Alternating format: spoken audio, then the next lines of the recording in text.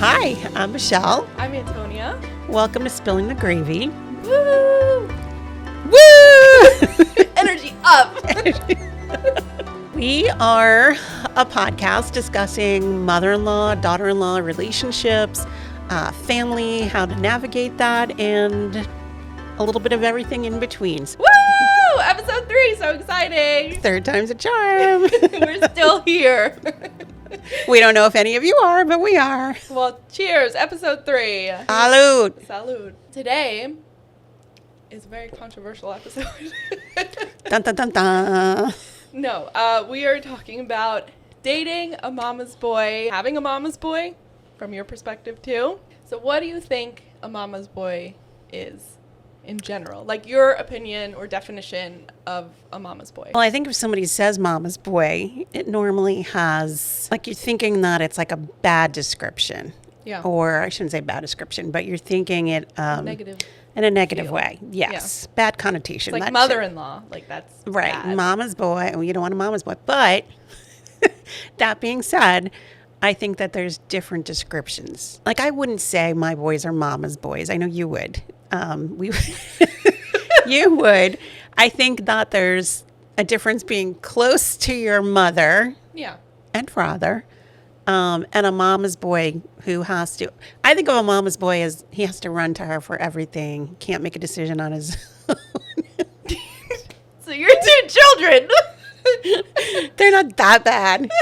No, but there's green flags, there's red flags of what a mama boy can be. And I really don't think either one of your boys, oh my God, like I would never date them. Obviously, like it's just. You married one. And for those who didn't watch our first few episodes, she has 2 boys, Evan being the oldest, who I am married to, and then Ryan, the youngest. Evan, I think, is more so outgoing as a mama's boy than Ryan is. Yeah, Ryan's an undercover mama's boy. Yeah.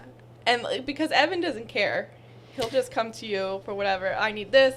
Can you help me with this? I just want to see you. Like that kind of thing. Can you make me food? I think part of it is personality. Yeah.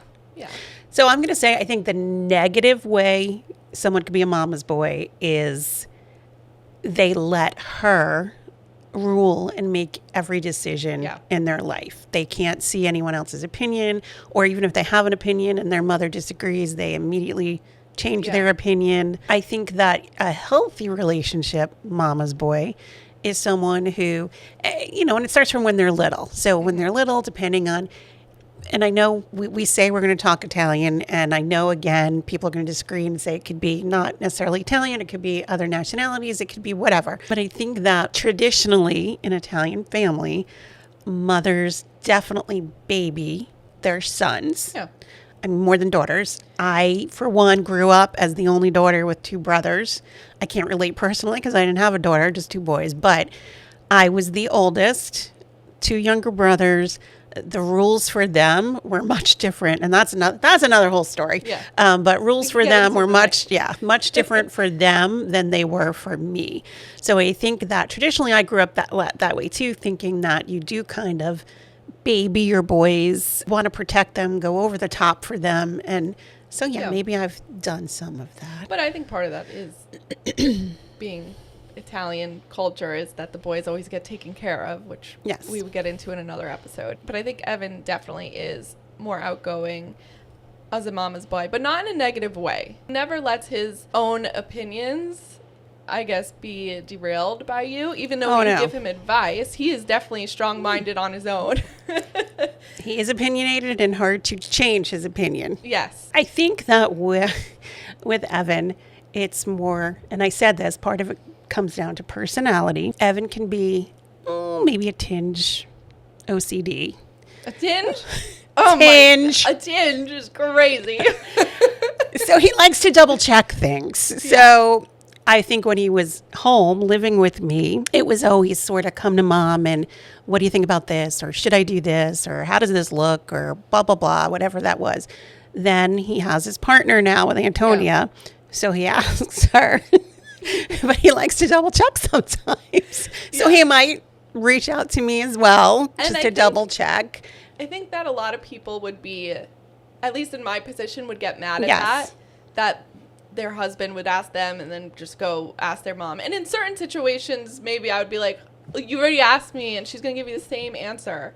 Like, that's the most that I would get annoyed at, but I know some people, it would, like, really piss them off. That doesn't bother me so much, and I think it's because of our relationship and the relationship that I had with you, because I also do the same thing to you. I'll go to you and ask you things. So I think it's different based on the relationship. I know people do have a problem with that most of the time. Yeah, I think I probably would have a problem with it if it was in my own marriage.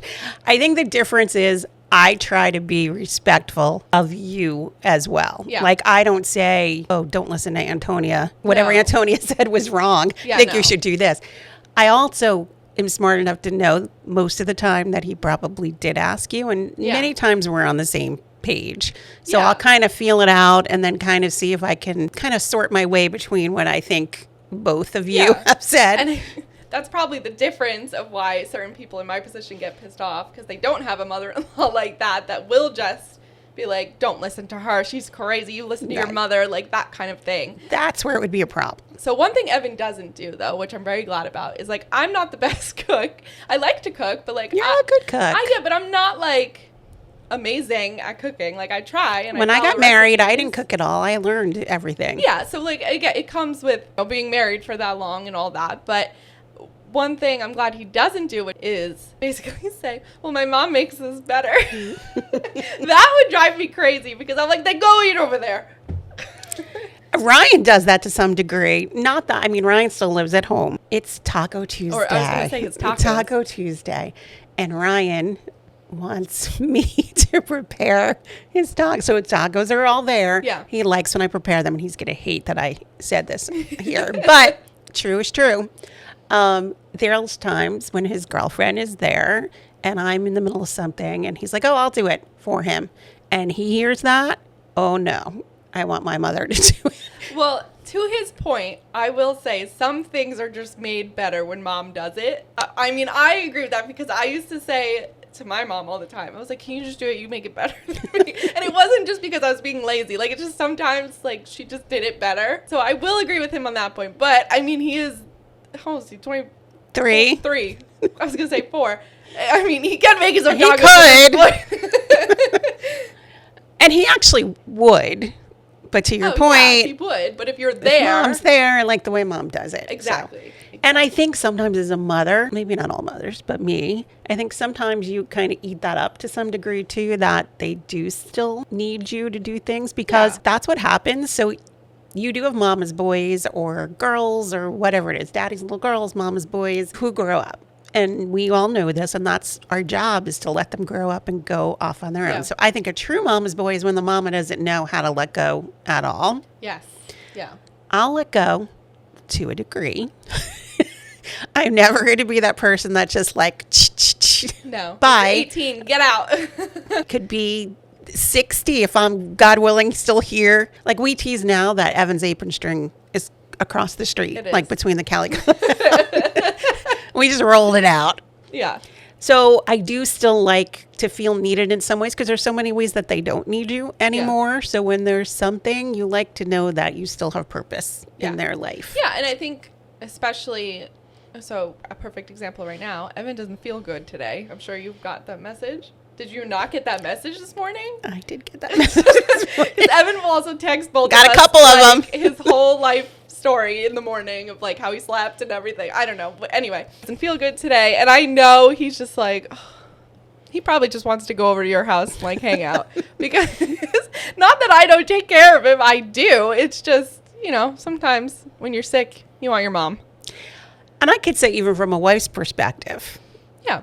I mean, I'm not real sympathetic to my husband when he's sick. Well, same. Like, if like today, I know he really didn't feel good. But if there's times where he's being dramatic and he'll cough like I'm like, come on, get it together. So I think that's kind of natural too. I'm definitely going to baby my child, even my adult child, when he doesn't feel well, much more than I will when my husband's sick and twisting up tissues and sticking them up his nose, as attractive as that looks.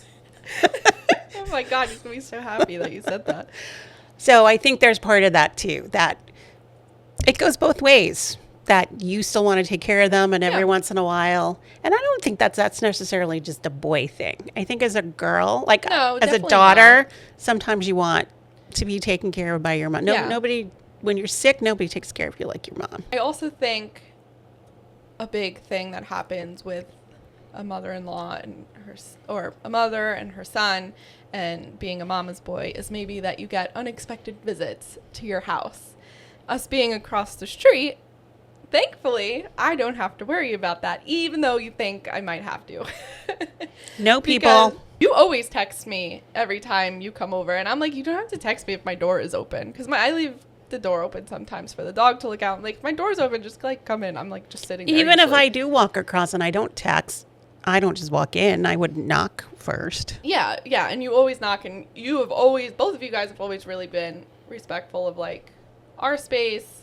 And I think your father-in-law comes over. Jeff comes over more often, but I think he knows too. If my door's closed, he's not going to come in. Like, he's not going to just unlock the door and come in. If my door's open, he'll come in.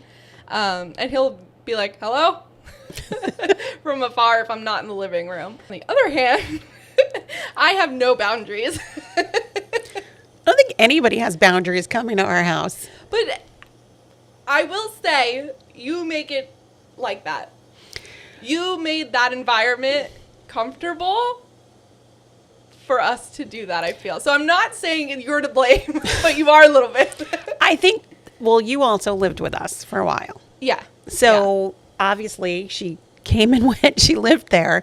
So I would never expect my kids to ring the bell. I mean, again, I'm sure some people out there are going to be like, that's rude. Of course, it's not their house anymore. They're not living there. My feeling is that my home is always my kids' home too. And I want them to feel like they can just come. I mean, come on, we're not doing anything. Like they could just like welcome in. You're allowed to come in. Yeah. So for you too, but there's no boundaries. I don't even tell them. I just walk in. I put my key in the door. I'm like, hello. You'll be in your room and be like, hello. Antonia's here. Yep. Usually you could hear me coming. Or Jeff calls me the disruptor. Yes, the disruptor. Yes.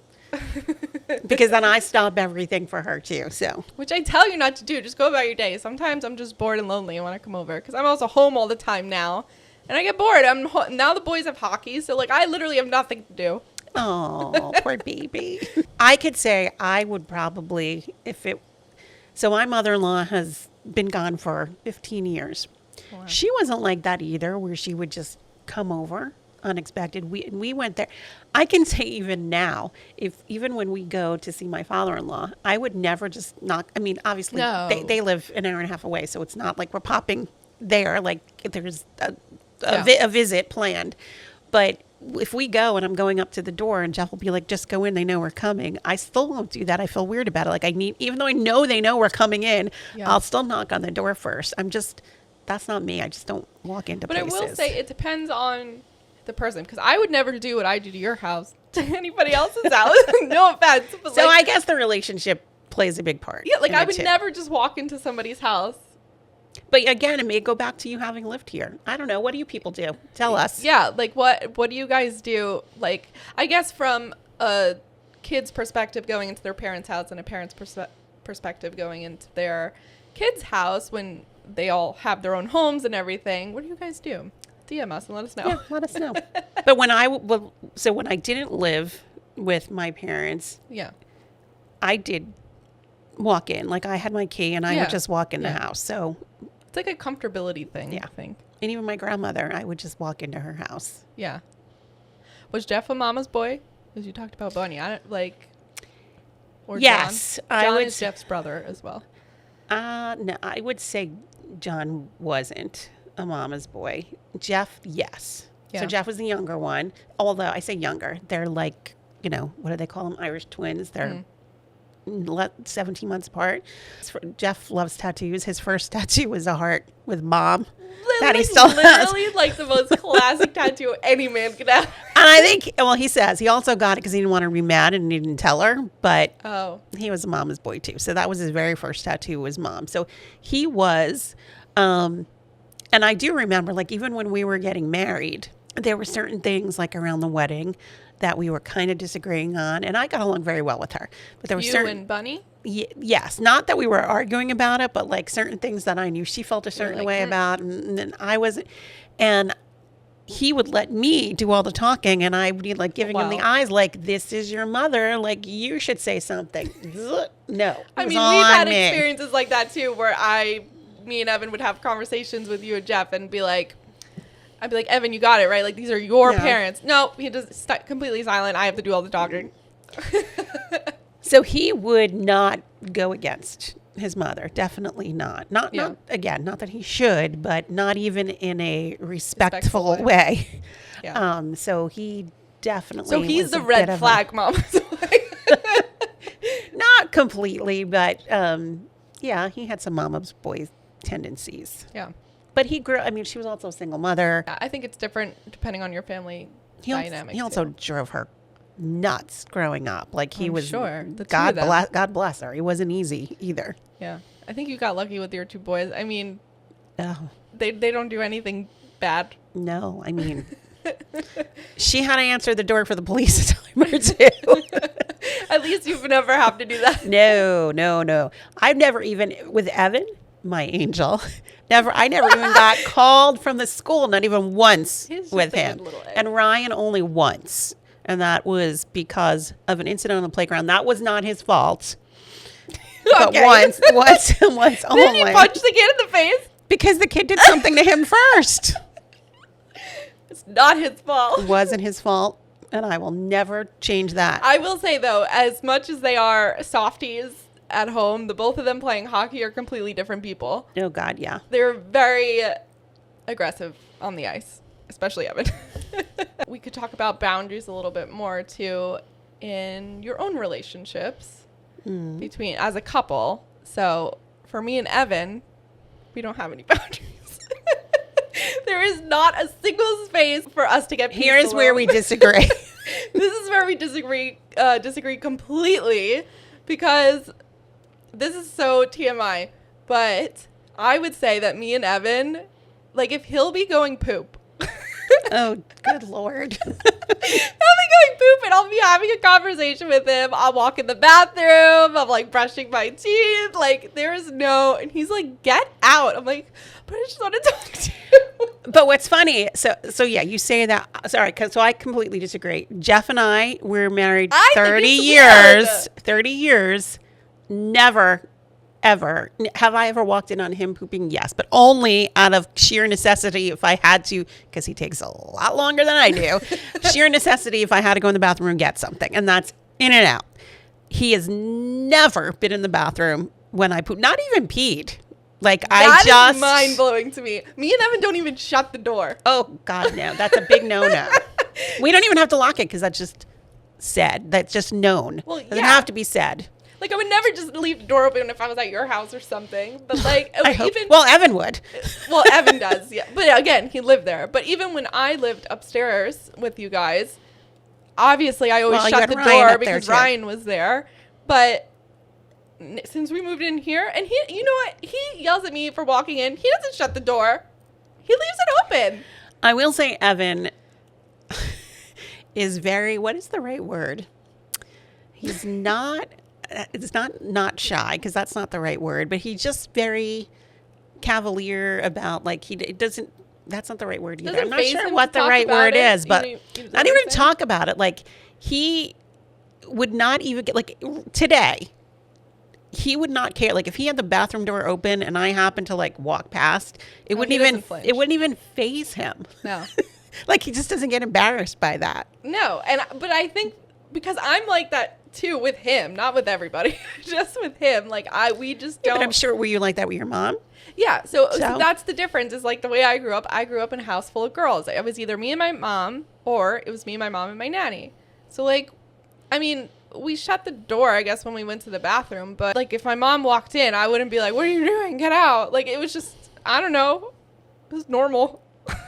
I don't know. There's so few places in my life that I'm alone. Okay. Let the bathroom be one of them. Okay, but the point, well, that's true for you. But I'm saying the point is, you grew up with boys. Yes. your whole life you've had boys in the house. Yes. I've never had that until Evan. So, and obviously I'm with Evan, so like he's seen everything. What's the difference? But even my husband, when it was just us, I don't know. I think that there are certain things that just need to stay private. And like my poop and my pee are private. Maybe we found something we really disagree on. It's not that I want to go in there and smell his poop or something. That's another episode. It's just like, if we're talking and then he's like, oh, I gotta go poop. I'm like, okay, well, I'm still gonna finish saying what I'm saying. I don't get that at all. Pick up the conversation when he comes out. Okay, so do you have another example of something that me and Evan do that's like too close for you? I'm trying to think of something. I don't know if anything's as bad as that. That's probably the worst one. It's also probably because like poop and things like that don't gross me out as much as it probably should. It's not a gross out thing for me. It's just space It's thing. just a privacy. I don't know. Keep a little mystery there. He doesn't need to know what I do and don't do. I'm just going to walk in the bathroom. I'm in and out. You'd have to come in really fast. Yeah. I don't care if I'm in the shower and he comes in. Like in the shower. I'm not going to tell you what we do. Even if he walked in like to brush his teeth, if I'm in there, whatever it is. Well, because then you have and he does. No, but he will stick his head in to talk to me. So he'll do that. That doesn't bother me. Yeah. It's the bodily fluids that bother me. That's like the same thing though. No, not to me. Getting clean is different than pooping and peeing in my book. When you're in the shower, you're completely naked. It's not a naked thing. He's seen me naked. I know, but I'm just We do have 2 kids that we're talking about. It's not the naked thing. It's the what we're doing. I guess. Let us know what you think. We'll move on. We'll move on from this poop conversation on episode 3.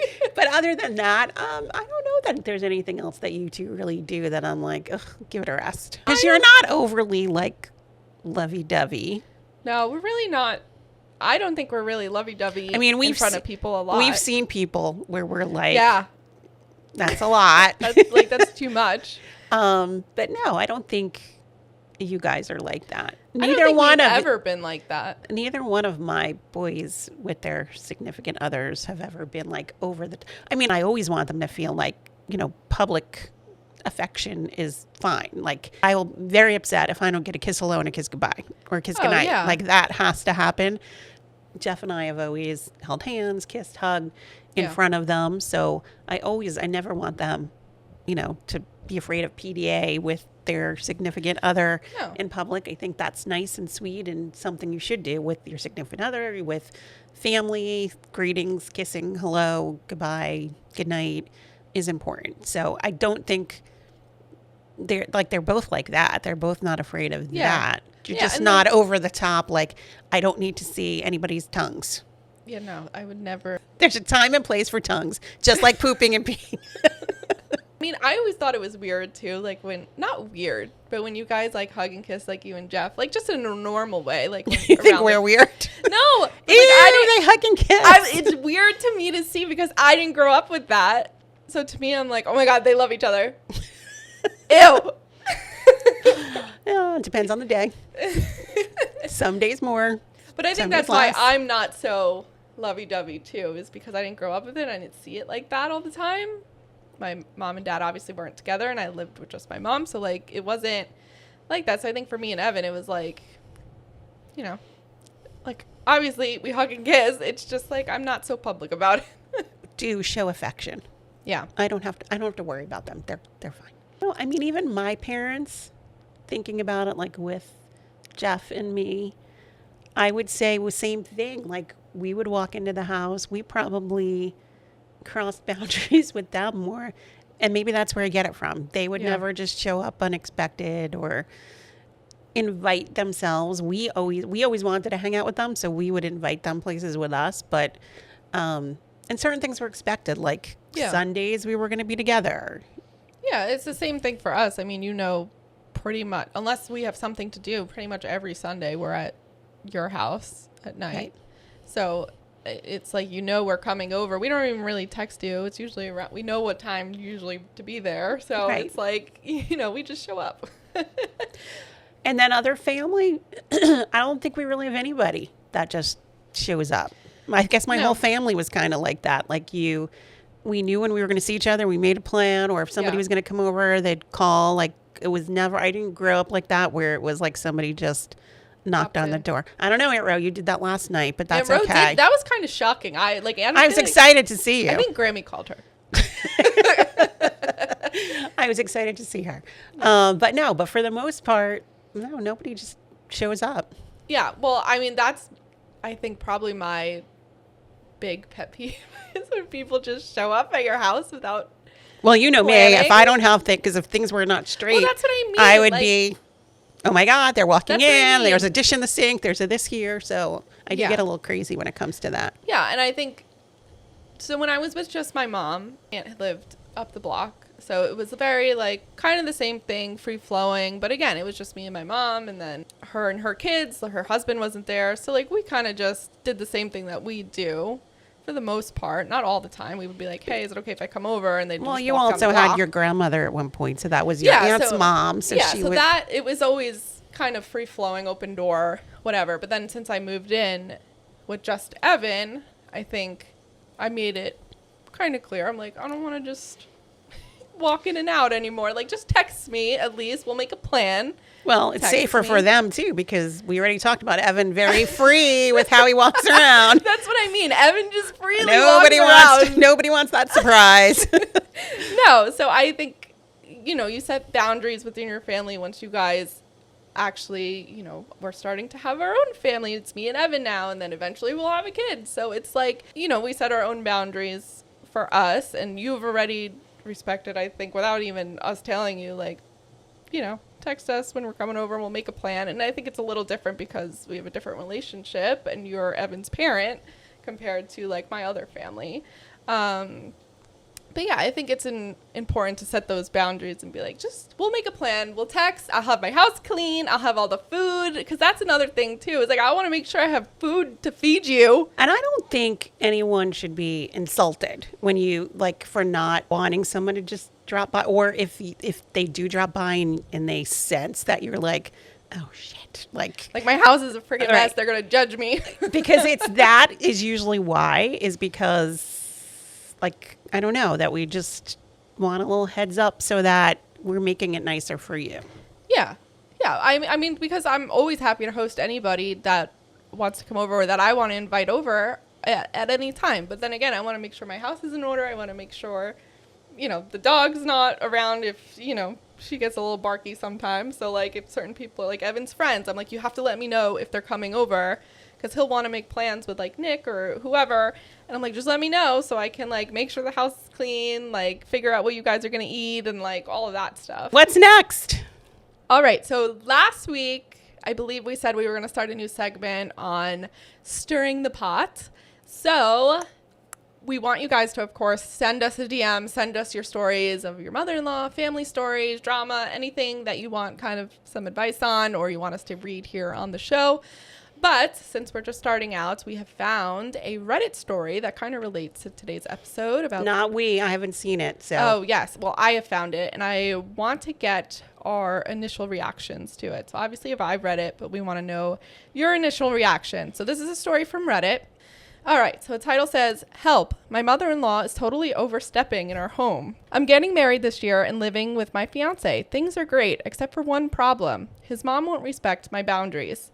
When we moved in, she and her husband stayed 5 uninvited days and basically took over our place while helping paint and clean. Then she started doing our laundry without asking. Yes, even my underwear. I've told my fiance how uncomfortable this made me, and he talked to her. But just last week, she stayed at our place again when we were out and took down our Christmas tree without even asking. She means well, but it's like she can't let her son go. I feel like I'm losing control over my own home. My fiance loves his mom, but agrees this is crossing a line. How do we set boundaries without causing drama?" Well, obviously she's a key if she came in and took the Christmas tree down when they weren't home. I'm sure she was probably house sitting or something. I agree. Well, yeah. I wouldn't let nobody should touch my Christmas tree until I'm ready. Well, so I'll agree with them there. I would fight you if you took down my Christmas tree. I agree with them there. Very particular about certain things. It also sounds to me like she needs to have a conversation with her. I also don't agree on just putting the son in between, in the middle. So I know I said earlier, like, me looking at Jeff like, this is your mom, you should have a conversation. And for some things, I think yes. Like in that example, it was our wedding. It was things for our wedding. It wasn't just me saying that like, hey, if you agree and you don't want this, like it should come from you first, not from me. Like I'll have the conversation too, but it should come from him as well. Because the beginning part of this story where she's talking about she came to like help paint and clean and stuff, the son probably doesn't even realize that that's like not a normal thing in a way because it's his mom. You know what I mean? And I can understand as a wife that you would feel like, well, they don't have to help clean and paint our house, like, you know. But at the same time, it's also very nice of them to do that. Yes, 100%. But like that's why it needs to be a conversation between the daughter-in-law and the mother-in-law if it's bothering her. Now, she also said they stayed for 5 days, so I'm hoping they don't live across the street. That would be a little nuts. So I would have to think that they live far enough away that the only way for them to maybe come see this new home that they're living in is for them to stay. So if you didn't want them to stay with you, then maybe conversation had to be had about a hotel. I think initially the first time she probably could have been a little let it go. And maybe she did let it go. They're here. They're helping us. They're trying. Obviously, if like the mother-in-law is going and picking out paint color and that kind of thing that she doesn't want, that's another story. But if they're helping clean and helping the son and the daughter-in-law paint what they want, hey, it's extra help. Like, why turn them away? That part to me doesn't sound like it's crossing a line. No, and I think I'm curious. It doesn't say in here, but I'm curious to know, did they invite them over?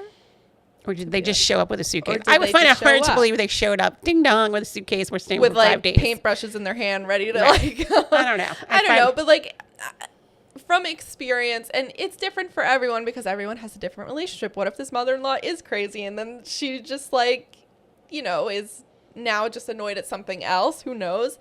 But in my experience, I mean, I'm like, anytime there's handiwork, I'm like, Jeff, can you come paint with me?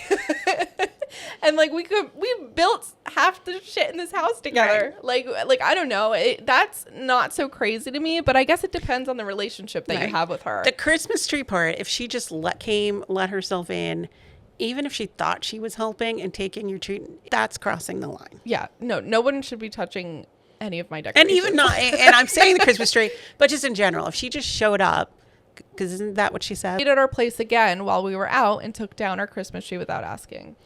Yeah, that's a little too much. Yeah, no. Like reorganizing your home without asking is crazy. Yeah. The initial, we just moved in. Helping. You need help get organizing. I think that's fine. And that's what any parent would do. I don't know where her parents were, not there helping, but let's not just make it about his parents and the mother-in-law. Yeah, exactly. I see your mother there with a paintbrush. But I'm saying, would she feel the same way if it was her parents? Probably not. I don't know. Or maybe she feels that way because her parents weren't doing it. Or that could be true too. But you get what I'm saying? Like, maybe she just has a problem in general with the mother-in-law, the in-laws in general, and that's why she's feeling about it. It could be. Because the first part, I don't see a problem with either. I mean, anytime we're doing anything in this house, I'm asking them to come over and help me. And they could just show up and start helping. I'd be like, oh, wow, thanks. Right. Love you. And I mean, we are missing certain details, so we'll just put our own thoughts in. Yeah. But if she came the second time and they were out, I mean, who knows? Maybe she was dog sitting, whatever. Like you said, house sitting, dog sitting. If that's the case and she's there and maybe she tries to do like, I don't know. If you do have laundry, I get it. It's your underwear, but come on, honey. What's wrong with your underwear? Like, she's a woman. She can't see your underwear. If she's trying to help and she sees you have laundry there and she throws in a load of laundry, I don't see a problem with that. No. Changing your house around, taking down your Christmas tree, re-cleaning your house because like she doesn't agree with what it looks like, that's another story. But if she just tried to help and she was sitting there bored with nothing to do and there was a load of laundry, like, I don't know, in my book, that's helpful. I don't think she's going through and picking through like, oh, look, here are the underwear. I mean, and I will say, I guess from our experience too, when I lived with you, like, I think the first maybe few weeks that I lived with you, you did just take the laundry because you were so used to just taking Evan's laundry. I'm like, no, I will do my own laundry. But that wasn't I didn't want you to see my laundry. I just didn't want you to have to do it because you did everybody else's laundry in the house. I'm like, I could do me and Evan's laundry. But I wouldn't have never been creeped out if like you were house sitting for us one day and you just threw in a load of laundry. I'd be like, okay, thanks. FYI, now she leaves her bathing suits there after she swims, and I wash her bathing suits too. I'm like, and then they'll just randomly show up back in the drawer because I keep my bathing suits there too because they have a pool. So I'm like, oh wow, they even put them away. I'm spoiled over here. So I don't want to judge this poor mother-in-law yet because I feel like we don't have the full details. We would definitely need more details about it. But I think from first glance at that story, that would be, I guess, our opinion, which we agree on. Yeah. I think that they need a conversation though too.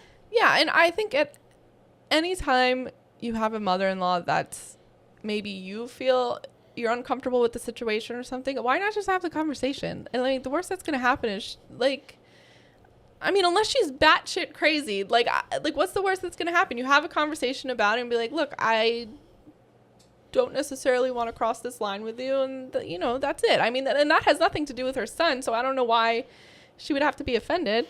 No, I will say I don't like when I hear stories about that, about mother-in-laws and daughter-in-laws, and the daughter-in-law complains a lot and has a lot to say about the mother-in-law, but won't speak up and say anything herself. Yeah. I'm a big believer if whoever it is, not necessarily in-law, like whatever it is, if I have an issue with someone or in something, I need to discuss it. Like I'd rather get it out in the open. Like get it out in the open, get it over with. Yeah, and I can understand how some people would feel like uncomfortable with doing that, especially if you don't have this kind of relationship. Like I know I could tell her whatever and it doesn't matter. Like we'll have a conversation about it and it'll be fine. We'll figure it out if we don't agree on something. But I can understand for somebody that's not close how it would be uncomfortable, but then you're never going to get to that point if you don't have these conversations. If you're going to be in a long-term marriage and that's your plan, wouldn't it be nicer to have an open relationship? You don't have to be about BFFs. You don't have to be you don't have to be drinking wine together like we are. You don't have to have that. You want them to be still in your husband's life. I mean, I'm sure there's some girls who don't want them in their husband's lives, but your kids' lives, like they hopefully you want to all be together for as many years as you have. Together, So no, you don't have to be BFFs, but like again, set your boundaries, have the conversations, whatever works for all of you. Like come to some happy medium together because it's hard for your partner too. Like for him to be in an awkward situation, right? For him to be the one that has to be between the two of you, and I think it could happen the other way too. Doesn't necessarily. It could be with a son-in-law with the mother-in-law. I think it could be that way too. So I don't know. I think you be open and honest. Yeah. And if it doesn't work out, oh well, you tried. Yeah. I mean, you have to try, otherwise you're never gonna know either. Or otherwise, like if you don't get it out in the open, what are you gonna do? Like it is what it is, and then maybe at that point, then your husband does step in.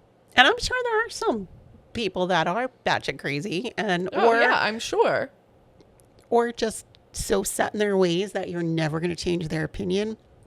And maybe you can't, but I think that you give it the old college try and see what happens, and then at least you can say that you did try. I agree. There we go. There we go. Yes, our first During the Pot segment. Send us any of your stories that you want us to read here on the show, and we will hopefully read them in our next few episodes to come. And I would say even if you want us to revisit any of this, because like that you have something from a previous episode, in this segment, we can go back and address some of those as well.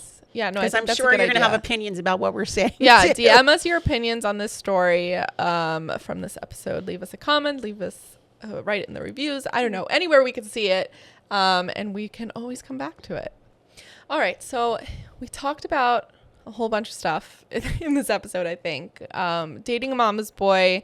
I think there's obviously good things about the typical mama's boy, and then bad things there could be. Obviously, everyone has their quirks and what they do. And for anyone, I think their mom is always going to do things better. You're always going to want your mom. And I don't think that's necessarily the red flag. No, the red flag, I think, is if they disrespect their partner. Yes, that's crossing the line. Just for their mother. Yes. Then that's definitely crossing the line. I think that having a good relationship with your sons, a mother and a son, is important because, I mean, don't they say a mother, treats his wife the way he treats his mother? Yeah. So you want to pick someone that's close with their mother. You want them to have a good relationship. It's navigating. And I think part of it is also how they grow. And it is somewhat on the mom as well. Like, you have to know when to let go. And I don't let go. But like I said that before, I'm never going to let go. Just gets looser. It's exactly.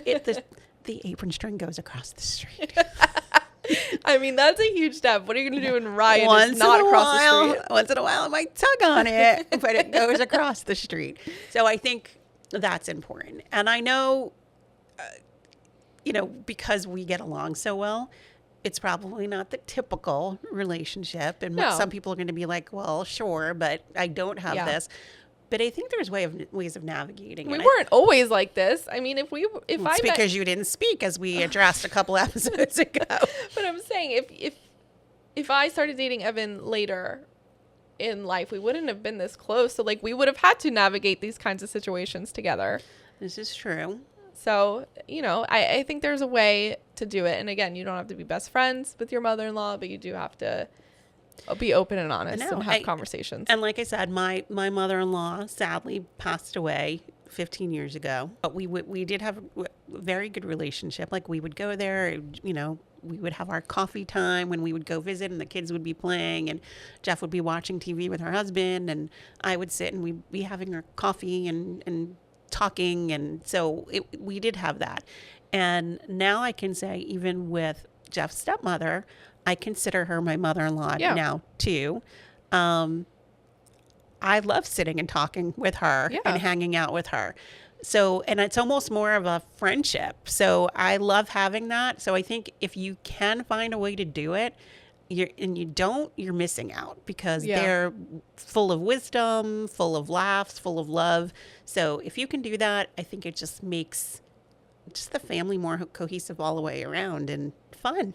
Yeah, it definitely makes life more fun and easier and more enjoyable, especially when there is kids involved at some point. So I think that's important. And like we said throughout the episode too, boundaries with couples are important for some people.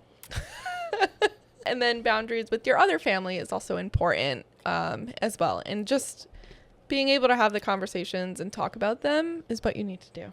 Yes, obviously we like talking. This is why we're doing this. So talking is always what we suggest. You came at me with the joke about not talking. Look at us now. I'm on a podcast with you.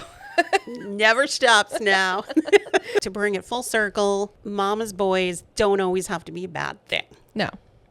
So don't always look at it as a negative. There are some wonderful mama's boys in this world. Yes, there are. There are wonderful ones. I'm married to one. Just learn how to pick the good ones apart from the bad ones. Yes, 100%. All right. That was good. Episode 3. Woo! So now that we finished episode 3, again, please send us your stories for hopefully we can read them on the next episode. Give us a follow on Instagram, TikTok. We're there, as well as you can listen or watch us. I don't know where we are, but trust her. You can listen or watch us anywhere you stream your podcast. Watch us on YouTube. Follow, rate, all the things. Do all the things. And share with all your loved ones or a crazy mother-in-law. And all our family, you know where to find us. Woo! Hi, family again. Are we giving a sneak preview of what next episode is? Our next episode is probably going to be your favorite episode. Me? Yeah. It's all about growing up Italian. Oh, that's what I love. And then we can bring in our trip to Italy, too. We'll talk a little bit about that. And how it relates to how we feel in our culture and all that. Absolutely. So excited. All right. Thank you guys for watching, listening, and we'll see you next Tuesday. See you next week. Bye.